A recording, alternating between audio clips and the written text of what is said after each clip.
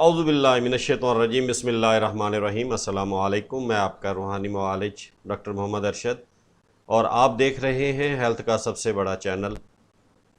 آج میں جس نسخے پر بات کرنے لگا ہوں وہ نسخہ ہے قوت باہ ممسک، صورت انزال، جریان اور دل و دماغ کی کمزوری اور اعصابی کمزوری کے لیے ایک عمدہ نسخہ۔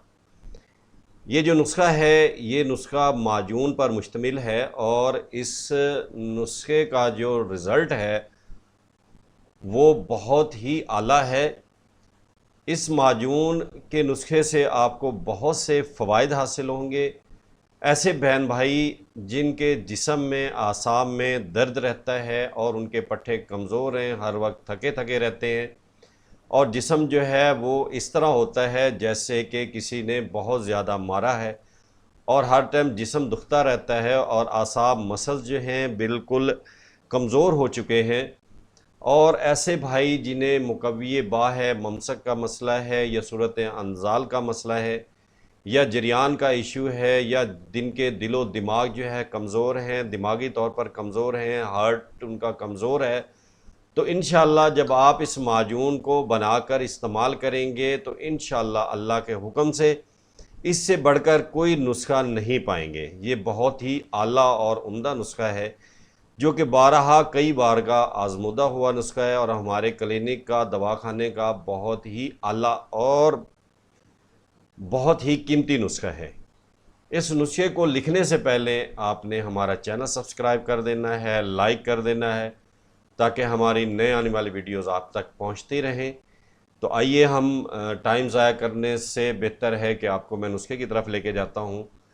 تو اس میں سب سے جو پہلی چیز ہے وہ ہے مغز بادام، مغز پستہ، مغز تخم کدو شیریں آپ نے لینا ہے، مغز چلغوزہ آپ نے لینا ہے۔ یہ تمام اشیاء آپ نے ایک ایک تولہ کے حساب سے لے لینی ہے۔ اس کے بعد آپ نے دوسری چیز کیا لینی ہے؟ تال مکھانا لینا ہے، کمرکس، موسلی سیاہ، موسلی سفید، ارد سنگھاڑا، اکر کرہا، سولہ مصری، کاکل مصری، گوند ڈھاگ، بیمن سرخ، یہ تمام اشیاء آپ نے 9 ماشا لے لی۔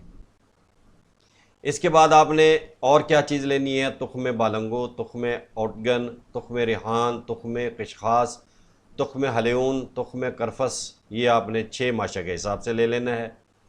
اب آپ کے پاس رہ گیا آخری مربع سیب، ایک مربع آملہ، یہ آپ نے 3 ماشا۔ ورق چاندی آپ نے 100 عدد لے لینے ہیں، زعفران آپ نے 3 ماشا لے لینا ہے، شہد خالص آپ نے 1 پاؤ لے لینی ہے۔ اب آپ نے کرنا کیا ہے؟ سب سے پہلے آپ نے جو آپ کے پاس مغزیات ہیں، مغز بادام، مغز پستہ، مغز تخم کدو شیریں، مغز چلغوزہ، اس کو آپ نے علیحدہ پیس لینا ہے، پیس کر اس کو آپ نے علیحدہ رکھ لینا ہے۔ اس کے بعد آپ نے سیکنڈ آ جانا ہے ان ادویات کو، تال مکھانا، کمرکس، موسلی سیاہ، موسلی سفید، سنگھاڑا ہو گیا، کرکرہا، سولہ مصری، شکاکل مصری، گوند ڈھاگ، بیمن سرخ، ان کو آپ نے علیحدہ پیس لینا ہے۔ یہ دوسرے حصہ ہو گیا۔ تیسرا آپ کے پاس تخم بلنگو، تخم اوٹگن، تخم ریحان، تخم خشواس، تخم حلیم، تخم کف، یعنی کہ تخم جو ہیں بیج، یہ آپ نے علیحدہ پیس لینے ہیں۔ یہ پیسنے کے بعد آپ نے آخری آپ کے پاس مربع سیب بچ گیا اور مربع آملہ ہو گیا۔ ان کو آپ نے علیحدہ پیس کر جو مغزیات اور ادویات آپ نے پیسی تھیں ان کو تھوڑا اس میں ڈالتے جائیں اور اچھی طرح اس کو کوٹتے جائیں۔ یہ کوٹنے کے بعد اس کے بعد آپ نے اس کے اندر شہد ڈال لینا ہے۔ شہد کو آپ نے اچھی طرح مکس کر لینا ہے۔ جب بالکل مکس ہو کر باریک یکجاں تمام چیزیں ہو جائیں تو پھر آپ نے جو چاندی کے ورق ہیں، چاندی کے ورق اس کے اندر ڈال کر وہ اس کو مکس کر لینا ہے۔ تو یہ آپ کی بہت ہی لذیذ اور عمدہ رزلٹ رکھنے والی معجون تیار ہو گئی چکی ہے۔ اور اس کو آپ نے استعمال کیسے کرنا ہے، اس کی خوراک کیا ہے؟